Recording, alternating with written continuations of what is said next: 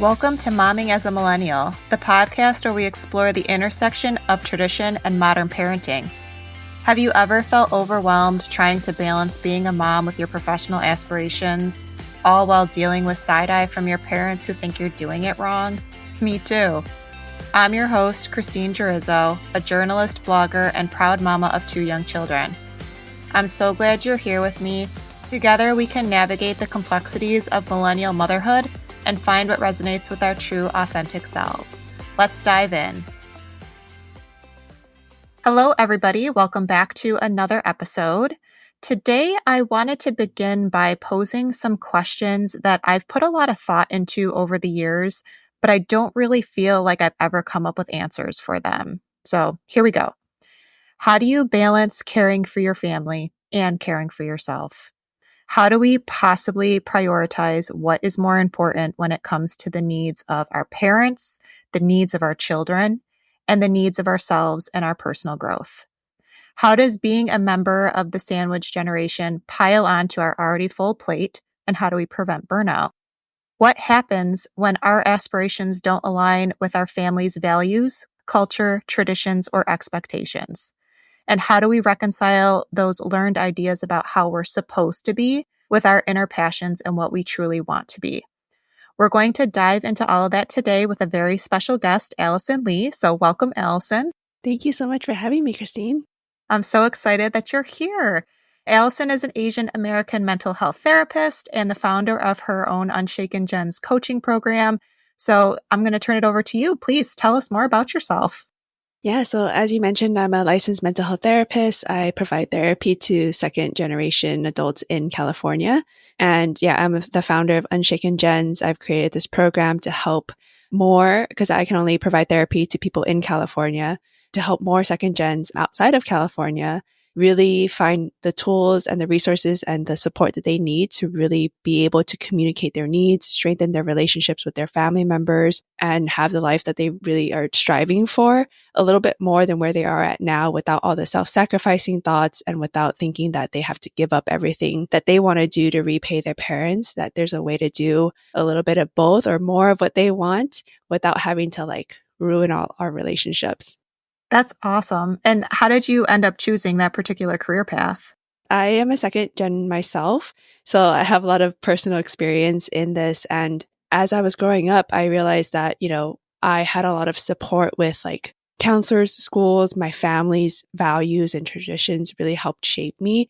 But without external support and role models to what I could be doing, how I can actually improve my life, I think that my life could have turned out very differently. I may not have a master's. I may not be in this profession, right? So I think I always knew that there was so much value in giving back to the community and having a role model and support for people who may be struggling, who don't have the same resources that other people have. And children and adult children with immigrant parents really have a disadvantage, right? In resources, some support, some knowledge in what's available for them, not because they're not capable, but just the way that things kind of turn out, it puts them in a different position. That's really interesting work. So I'm so glad that you're here and you're going to help us answer all of these questions today. Yes, I'm excited. So diving right in, I think the first thing I really want to talk about is the sandwich generation. So as millennials, we are in this unique position where we're juggling motherhood and we're caring for our aging parents, managing our careers, and still trying to carve out that time for our own dreams and our personal needs. And I don't think that a lot of people realize that there is this thing called the sandwich generation and that a lot of us fall into that. I don't think that I realized that before I started talking to you and then researching this. So I'm hoping you can help explain what exactly that sandwich generation is and then the unique challenges that come along with it. Yeah. So someone who is in the sandwich generation is in the middle, right? They're in this space where they're caregiving for their young children, and then they're also caretaking for their elderly parents or grandparents, relatives.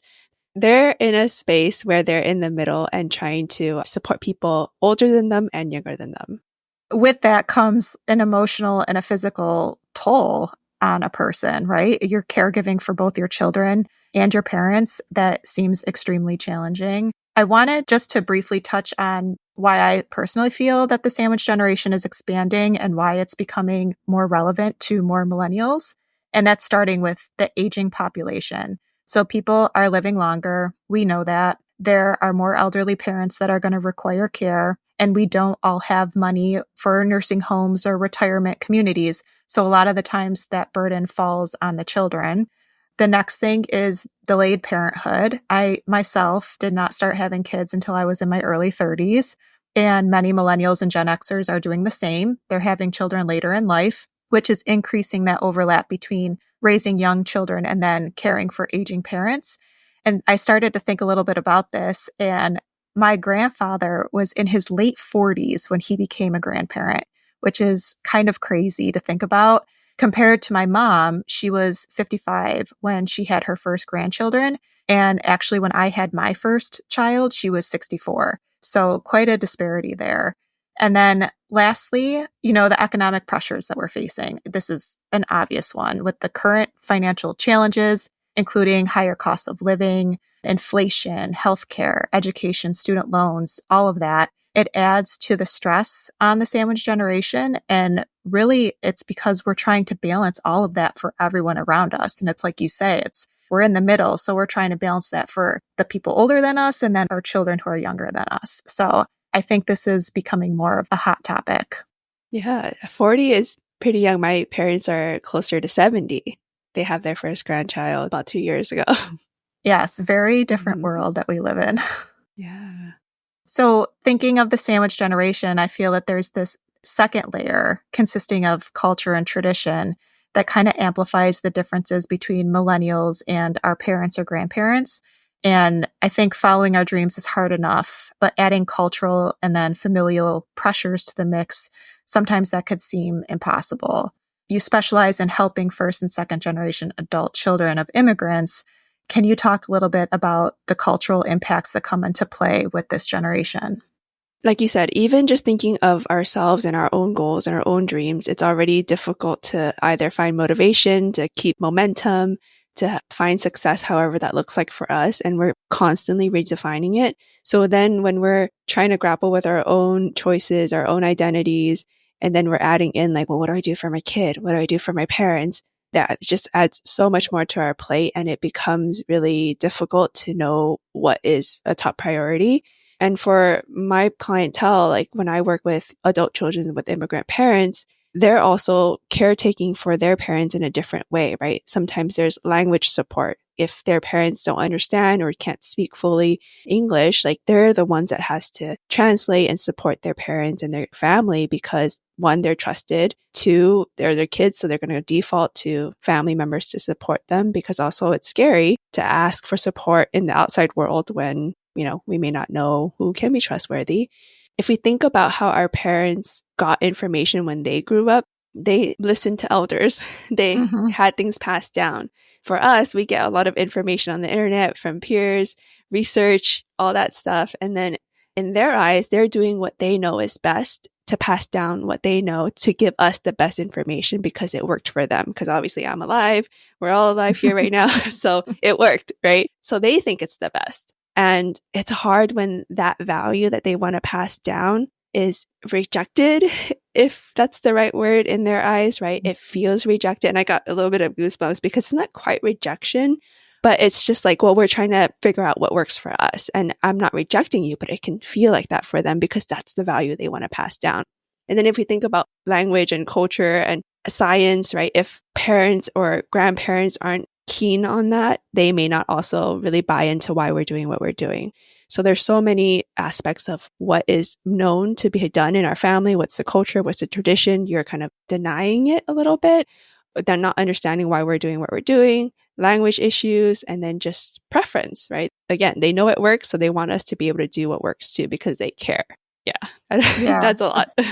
No, it is. And that's such a great perspective. And I can completely relate with that feeling of rejection from the other generation when I don't maybe want to do something the way that they had done it or that they're sharing that I should do it.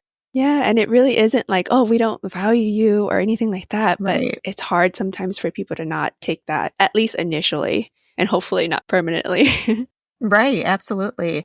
And I think too, say I want to do something differently, and I'll just use this example of being raised in an Italian Catholic family. And my grandfather was second generation. Both of his parents moved to the US when they were in their late teens and early 20s. So I'm a little bit removed from that, but the culture and traditions that we embraced and lived when I was growing up was very indicative of my great grandparents and the life that they had in Italy. I talk a little bit about this in the previous episode when I talk about gender roles and household duties and childcare, but I only saw the women in my family cooking and cleaning and doing the laundry. And only the women took care of the children and fed them and bathed them. And that was something that didn't align with what I wanted for my own life. So I can see now how those expectations and traditions and the way that I was taught how to have a family have actually impacted my relationship with my husband. And it created tension and conflict as we had to work through those things and figure out what was right for us. Yeah, it's difficult, right? Like kind of seeing what we don't like and trying to integrate that into our own personal life in a different way that works for us, which what you did, right? You communicated, you probably worked through those conflicts and ideas to come to a compromise, a resolution that works for the both of you. And it is really difficult work to do. Yeah. And then you think about how my mom or my grandmother would look at that and think, oh, well, why are you not doing it the way that we taught you? Or why don't you want to? It worked for us. Why is that not working for you? So I'm sure you see a lot of that. Yeah, there's a lot of opinions anyone and everyone can have, right? Especially family members.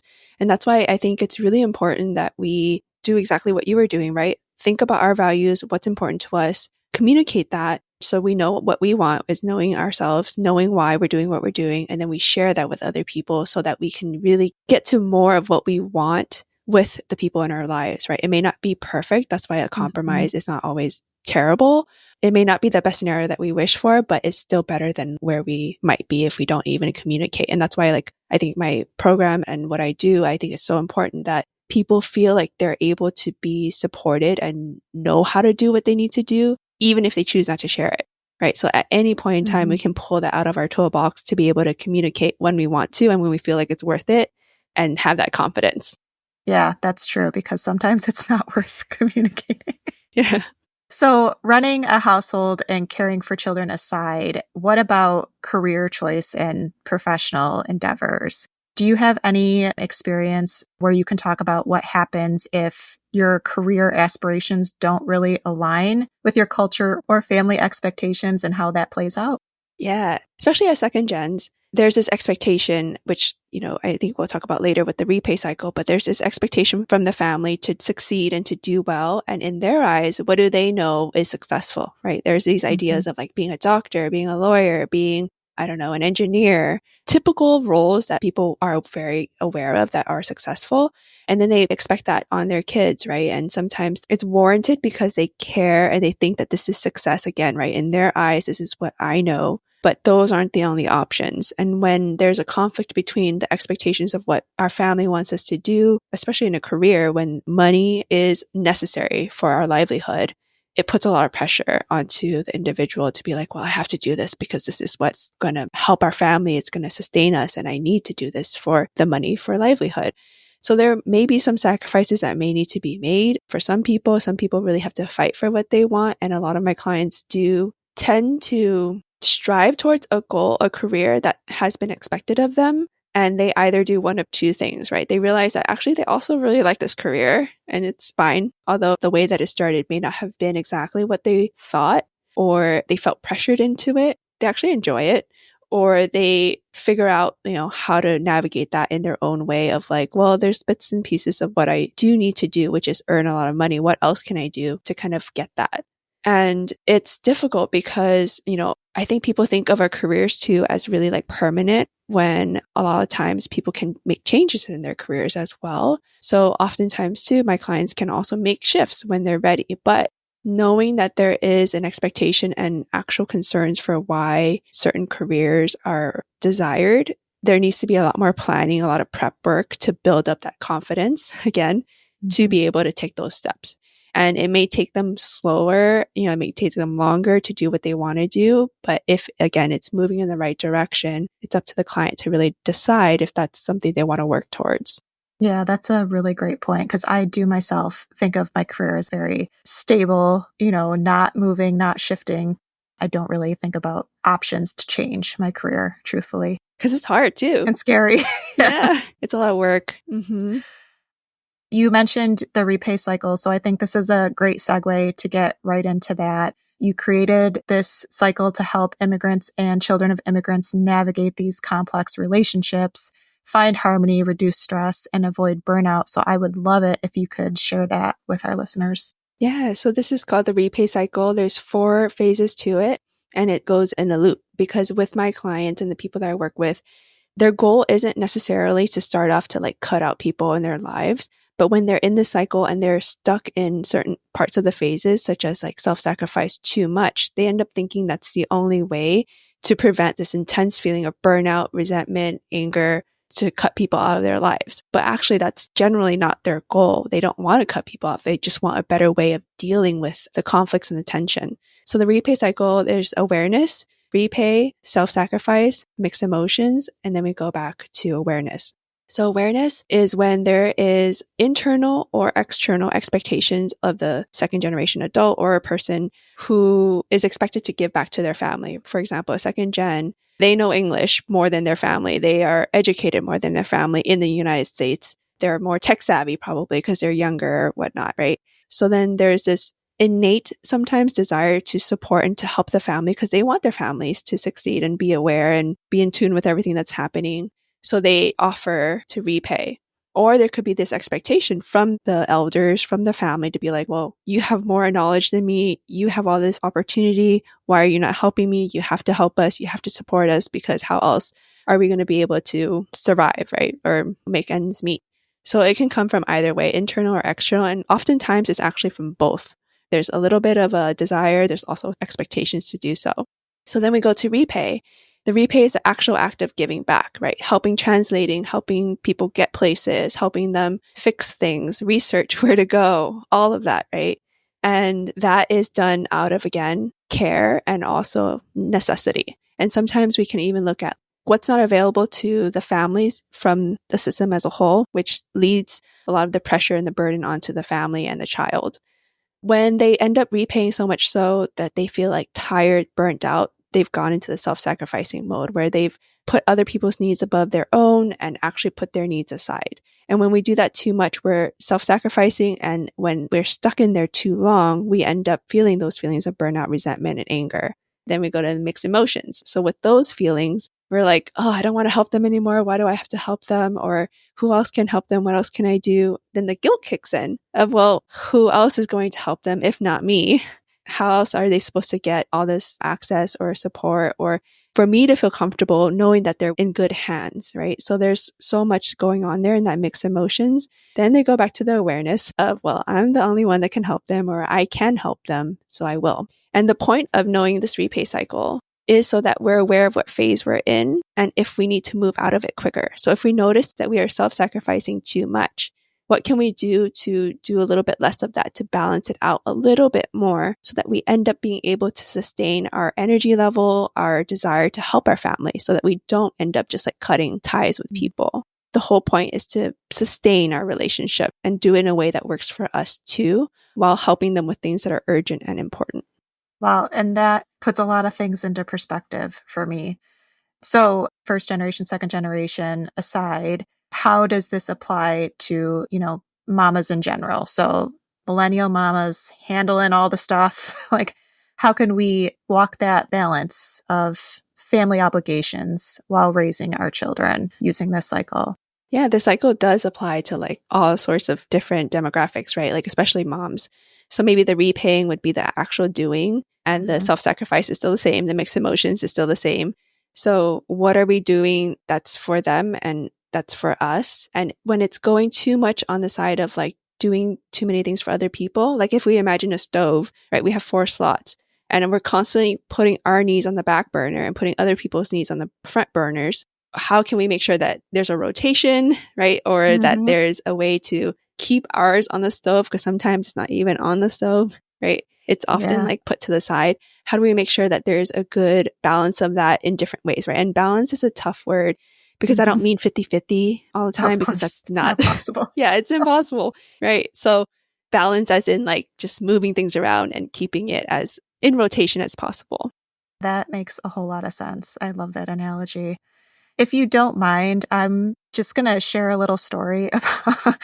about my experiences with trying to balance. And then that's going to kind of lead me to my final question for you, which is really, I think, the most impossible thing that anyone could ask. So I have my career, and then on the side, I'm doing what I'm passionate about. So for years, I've been thinking about creating a blog or a podcast, putting my words into the world. And I didn't, solely because of the fear of my parents and my family and what would they say and what would they think of me, and especially because of my mom's disapproval. So these thoughts and feelings of what I wanted to do were bubbling up inside of me for so long. And then becoming a mother really intensified the needs to express myself creatively, which I find interesting. There was just so much going on that I thought people could really relate to. And there was a void that I thought I could really fill. And I just needed the courage to take the leap. I finally took the step of creating a blog in 2022, but I kind of did it in secret.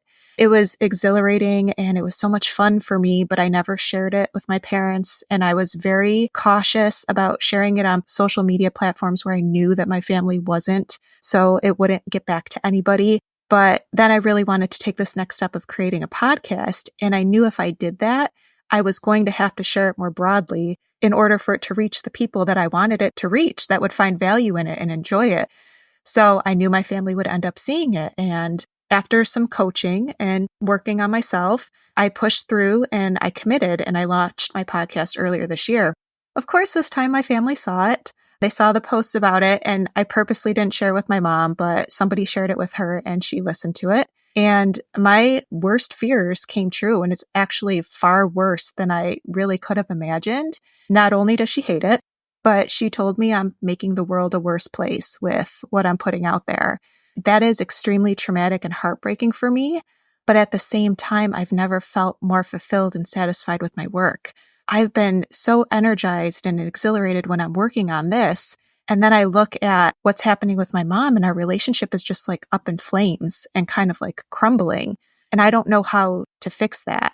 What's the right thing to do? How do we navigate these conflicts with empathy and respect while staying true to ourselves? And how do I push forward and continue working on something that I'm really enjoying while my relationship with my mom is becoming non-existent? Do you have any advice for that? Yeah. Well, first of all, I think it's super courageous and great that you put big effort into taking steps towards your goals, and it's benefiting you. You're excited by it, you're enjoying it, and that's really Right. great. Yeah. So just props to you for doing that, first of all. Thank you, but it's so confusing. Yeah, it is. I think it's tough because what people think and what people react to, what we do, is so out of our control, right? It's unfortunate that your mom is saying these things that are hurting your feelings, I'm assuming, right? It's hurtful. And at the same time, right, her truth is her truth and your truth is your truth, right? You know why you did what you did, and there's reasons for that. And I think when people are trying to convince the other party to change their mind, it generally doesn't work too well. So what I usually work with my clients on is focusing on them. What is the value? Why am I doing what I'm doing? Why is this important to me? Why did I choose to do this? What is it doing for me? And really emphasizing and sitting with that for as much as we can, and even reminding ourselves as we have conversations with people who disagree with us to come back to that, because otherwise it will, make us feel like, oh, I shouldn't be doing this, shouldn't be doing that. So we have to kind of stand firm on why it is that we're doing what we're doing, even when other people disagree. And then it's also recognizing kind of the perspective taking we were doing earlier. Why does your mom feel this way? If we're open to it, right? Not everyone can have the headspace or the mindset to do that. But if you're open to it, kind of thinking well, why does my mom think this way? Or even talking to her directly if you want, but also, again, being in a good headspace to be able to listen to it and not trying to change her mind. Acknowledge what other people are thinking, what they're feeling, but again, then sharing why you're feeling what you're feeling. Yeah, it's hard when we can't get someone to understand our perspective, but we can try. And I think as long as we are clear on what we're communicating is solely about us and not really deflecting, not really blaming, not finger pointing, I think that's the most important thing. What are your thoughts? I love what you're saying, and you're absolutely right that I just need to continue to remind myself why I'm doing this, why I'm getting so much enjoyment and fulfillment out of it, really for the first time in my life. So it's not something that I could stop doing. And one day, maybe I'll have that conversation with her. Yeah. And again, like, it could just be all for you, right? Like you can do this on your Mhm. own without actually even sharing it with other people. Because again, this is True. just for you to like remind yourself of why. And something else that you said, like the way that you chose to share those baby steps you took, I think is also really important to continue doing, right? Whatever we're doing that's big and scary, like sharing everything that you're wanting to talk about with mom and well, not with your mom, but with the public, and your mom just Mhm. happened to see it. We have to take those baby steps that we're comfortable with first so that we know that we want to take the next step and the next step. Because if we were just going all in, and if you hadn't taken the Mhm. time to do it a little bit in secrecy, what if you don't do it at all? That gave you a little taste to like reinforce the fact that you want to keep doing this. And I think that that is maybe the best way to approach things when they're big and scary and people are in conflict with us. Taking small baby steps, evaluating how it feels, and then really seeing if that reinforces with your values and what you're wanting to do. And then you decide what you want to do next, right? Absolutely. And that resonates a lot with what I was working through in my coaching sessions. So, really working on those baby steps, testing things out, seeing how I feel, leaping a little bit, and then just really going for it. Yeah. Yeah. And we always have that choice too of what we do share. So if something Mhm. is too fresh, too much of like a recent issue, we can decide how much of that we want to share or if at all. And we're also in control of that. So I think it's also just really being aware that we are fully able to decide what we want to share and at the pace that we want to share if we're kind of already struggling with external responses and things like that. I think this information is so valuable, and I think the listeners are really going to get a lot out of that. So I really appreciate what you're saying. And I kind of want to, before we close out, I want to talk a little bit more about you because you have 2 businesses and a toddler and a whole life. So what have you applied in your life to make all of this possible? And how do you prioritize yourself in the midst of it all? A schedule. My Google Calendar is great. Although sometimes I still move things around, but I think if I don't have it on my calendar, it's already really difficult to do. So it's nice to have blocks of time. But I think the 2 biggest things is communicating, right? I have to really communicate with my husband, my family, what my boundaries are, what I need, Mhm. why I'm doing what I'm doing, or at least communicating that with myself if I don't share. Because similar to you, when I first started my coaching stuff, I didn't really tell anyone. I still haven't told a lot of my friends, but that's because I also don't want to deal with people's comments if they were negative or if they're asking me questions that I'm not ready for. So I really Mhm. had to do what I was talking to you about, right? Those baby steps. But anyway, I digress. It's communicating what I need to the people closest to me, setting those boundaries with time, with energy, with a list of priorities. And the most important thing that I've really worked on in therapy and in my coaching programs, because since I teach these things, I really believe in them, right? So I go to my own Absolutely. therapy, I have my own coaching, is really self compassion and moving slower. So self compassion to me is really difficult because growing up, and a lot of second gens do this too, where they're like, I need to work hard, I need to succeed because my family needs it, so I can't fail. And that really is still prominent in me, but I'm working on it and it's something I'm always going to work on, but I feel in control of it because I know when I need to practice it more. It's practicing not being hard on myself for not doing something or my expectations aren't what I thought it would be. And this comes up a lot when I block off a time on my calendar and my toddler wants to like play or loves to cuddle up with me. And I'm like, oh, this is great, but I need to do work. So how do I have that self compassion to be like, okay, well, I intended to do this. I got this done. And it's okay that I didn't get the rest done because other things are important too, right? And of course, I'm Mhm. not going to get distracted by everything. My kid is important to me, so I will get distracted by my kid, right? So it's being flexible, having self compassion, having a plan, but not also like being too rigid on it. That resonates a lot with me as well. And the self-compassion piece, man, that is a difficult thing. Yeah. I can relate. Well, I think that pretty much wraps it up. Usually I give a final thought. Do you have a final thought you'd like to share? Yeah.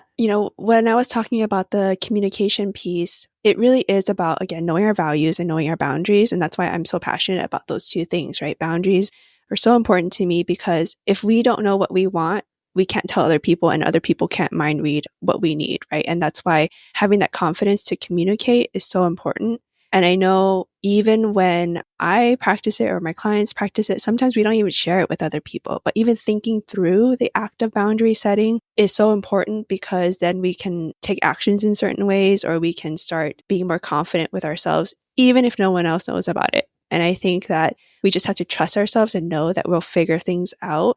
And if we're struggling with that, right, there's support, there's coaching, there's therapy, there's podcasts like yours to like really connect and really learn.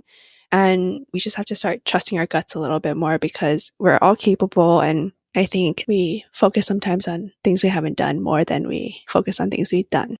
That is fantastic. And you know that I love boundaries. Yes. So. I love your episodes on boundaries.